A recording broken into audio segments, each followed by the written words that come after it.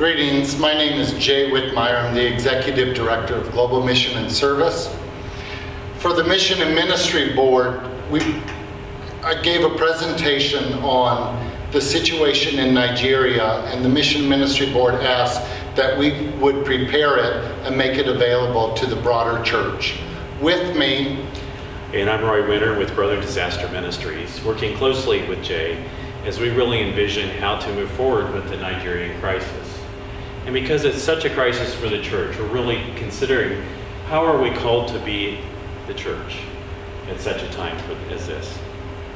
Many will know the background situation on Nigeria. We won't go in detail on the church, except to say it's the largest Church of the Brethren communion in the world, and it's suffering a great deal of violence. Many of the themes that the church is using in Nigeria is the one shown here from the Yola Church of the Brethren. Blessed is the man who endures trial, for when he has stood the test, he will receive the crown of life.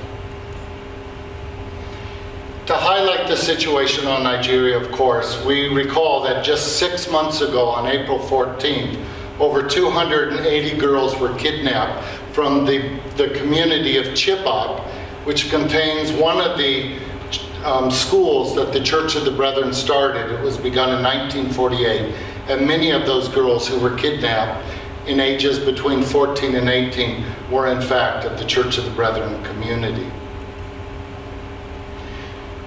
Because of the violence started by Boko Haram in the far northeast of Nigeria, many of the Church of the Brethren are now homeless and displaced, and there's a wide movement from the northeast down into safer regions of the country.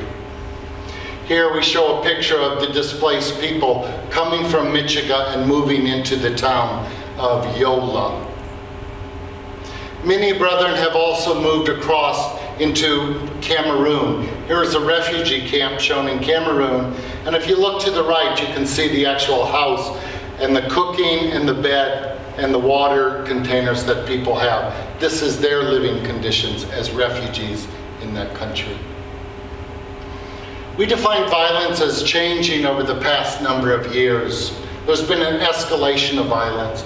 In 2009, 2010, riots would occur, whether because it's sparked by an election or sparked by a holiday of some sort or other incidents, and radicals would take off through the town, killing people and then burning churches.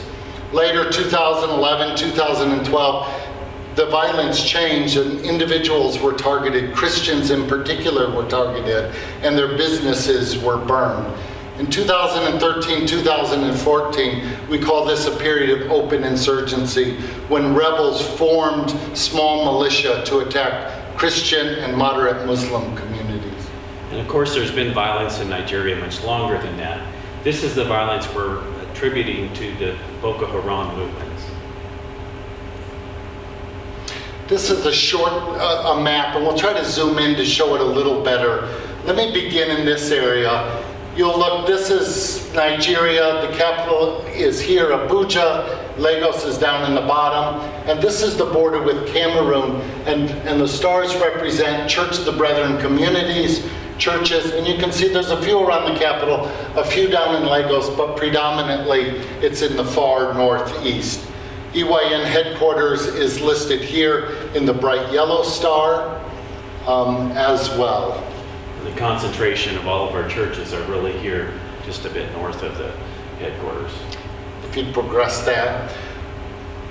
Why don't you talk about this one? As we look at the violence that's been happening in Nigeria, we can see that this is really talking about the areas that Boko Haram has controlled. They've had attacks throughout most of the country, but really this kind of same areas where we have our churches. Here's Chibok, in fact, in Uba, and then Yola's down here where people are fleeing from this area down into Yola. So these are kind of concentrated areas of brethren that's in the attack zone. To give you a better idea, we've tried to do an overlay here. We kind of hope it helps. So here's areas that are actually controlled by Boko Haram. And then there's where Yola is, where people are fleeing as well. And then these are some of the areas with some of the greatest numbers of attacks. Again, it's been throughout Nigeria, including Jos and Abuja, but But this is where there's been the focus of attacks and the most deaths. And you can see it completely overlays the bulk of the Church of the Brethren. So of all the denominations that have been affected by the violence in Nigeria, EYN has been the most impacted from this violence. Recently, the Washington Post shared this quote: "Nigerian casualties are now running more than double those in Afghanistan, and substantially higher than in Iraq just a few years ago." And we can see that in the graph that shows the uptick in how much social violence and Boko Haram violence there is, and an ever-increasing amount here in 2014. So Jay and I worked hard to make a trip in August after annual conference to show support and really begin significant programming to provide relief. Here we are visiting with some displaced Nigerian brethren that are near the town of Abuja. So we met in the plateau state of Jos. We could not get all the way to EYN headquarters when we traveled in early August. But EYN church leadership came down for the two-day meeting. Marcus Camachi is on the bottom. I'm of course listed here with the General Secretary Janatu, the head of the Women's Fellowship, Susan Mark, Reverend Dr. Musa Mambala is there, Samuel Dali is next to Roy Winter, and other members that came representing EYN leadership as we sat to do strategic planning to somehow mitigate the violence, or at least to address the needs of the displaced person. And a really important part of this conversation as we went through a crisis planning process was that the Nigerian church really connected with how are we called to be the church in this time. And that sense of calling led to our response. And this is the kind of joint effort that we saw. We need to focus on caring for people, obviously all the displaced. We need to think about protection. How do we make sure that the churches and the staff are protected and know when to leave when it's unsafe? And it was this conversation, we believe, that helped the national staff leave headquarters as Boko Haram came close. We're also looking at strengthening peace programming, and that includes care for the pastors and trauma healing as well. And then there was a strong desire for those externally displaced people in Cameroon to bring them back, create care centers for them to be repatriated into Nigeria. And some of the ways that we'll accomplish that is actually working with youth and boys and girls clubs. And eventually, the ultimate goal is actually community rebuilding and livelihoods work. That's the ultimate goal in the end. But because it's an emergency and it's ongoing, we don't know when we'll make it to this phase of the response, or even where the rebuilding will happen. EYN is deeply concerned that children have been without school, some of them well over a year without any attendance, and how will they set up schooling, and also how in their care centers where they have displaced people will they provide actual church service and church buildings for them to gather together.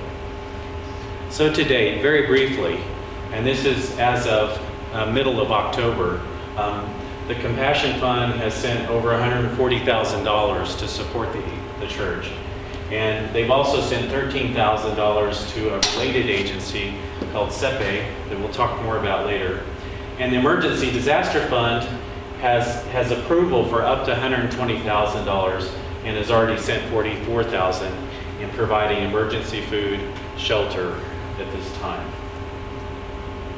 Here's an example of the SEPE, which is a Center for Caring, Empowerment, and Peace Initiatives. And was started by Dr. Dolly, President Dolly's wife, Rebecca, and continues to be working with her and volunteers, but here they are doing some distribution of relief supplies. Another example, you can see soap in this bucket, which is actually a very important commodity as they try and provide care. But you can see the distress and the need is so great.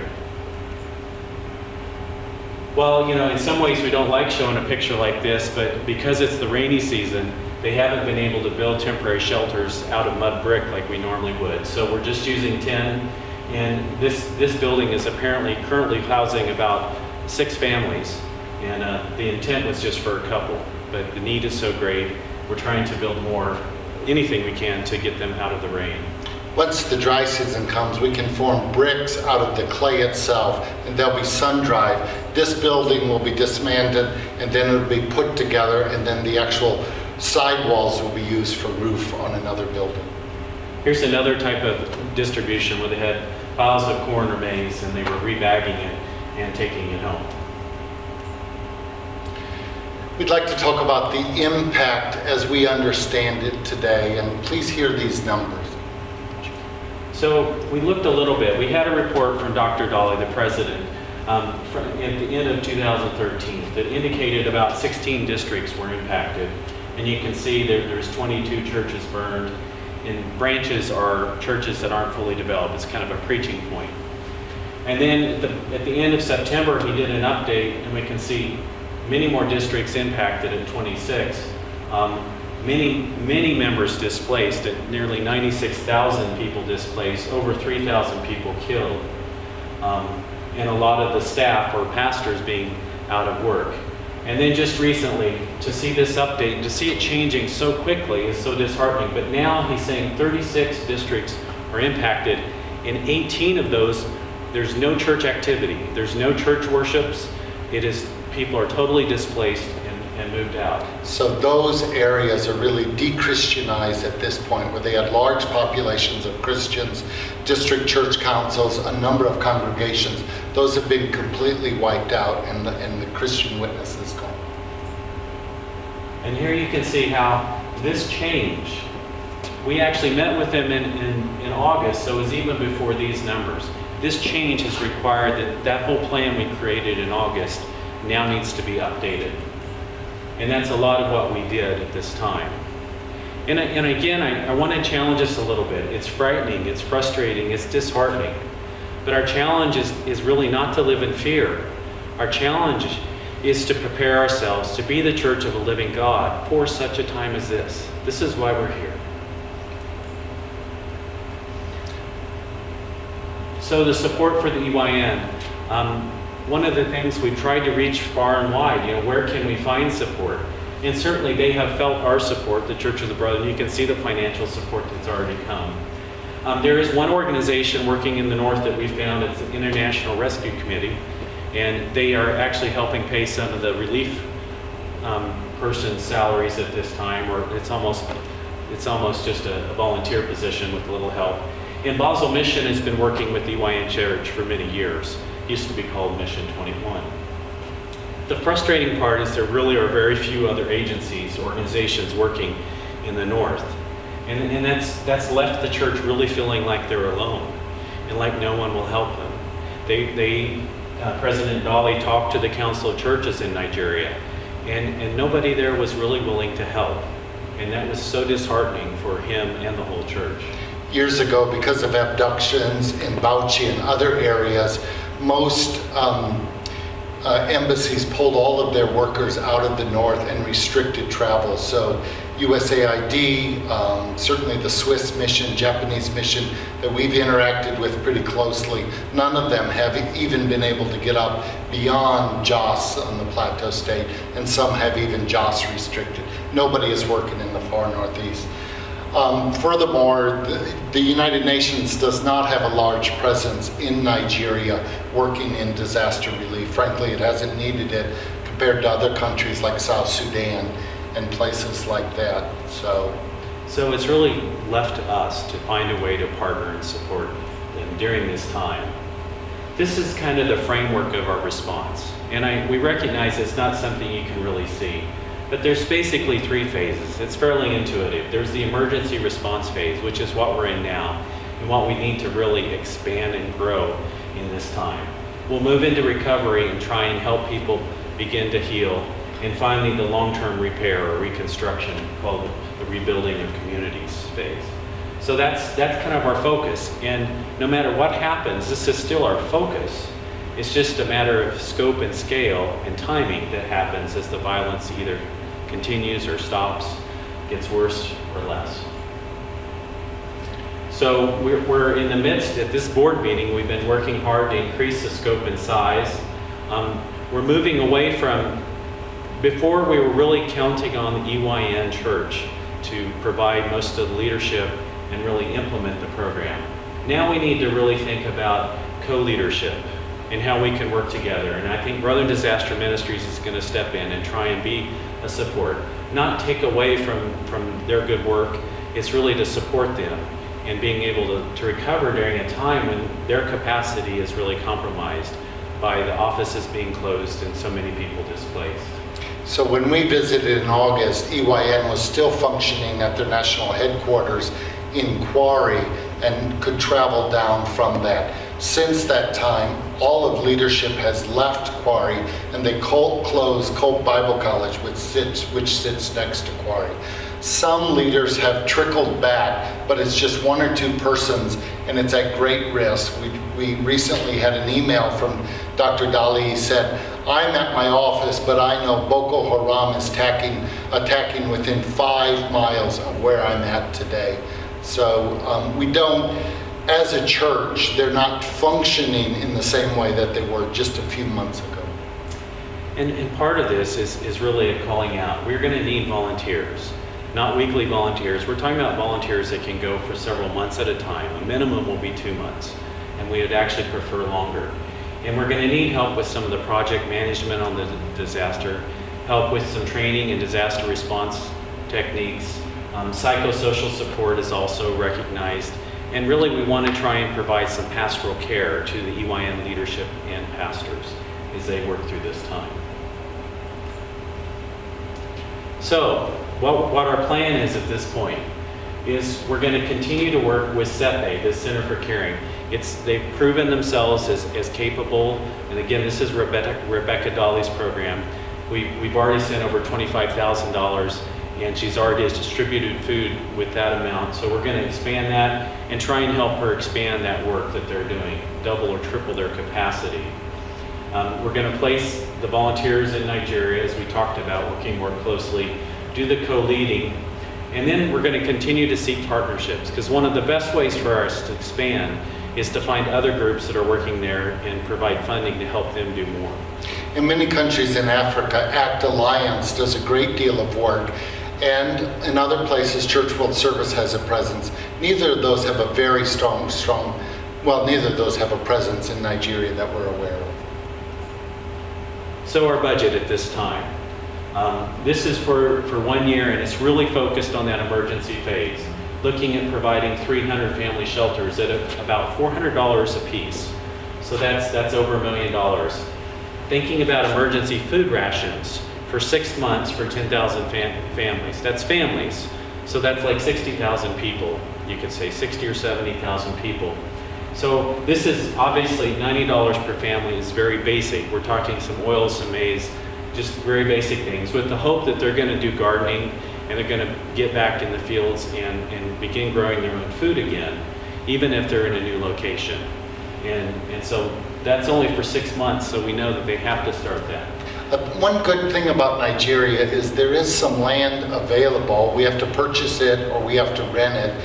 But if you're willing to go clear the brush out of the bush, you can put a crop in, and that's available. So we think we can find areas where we can relocate families, and we've proven we've done some of that already, and we intend to do much more.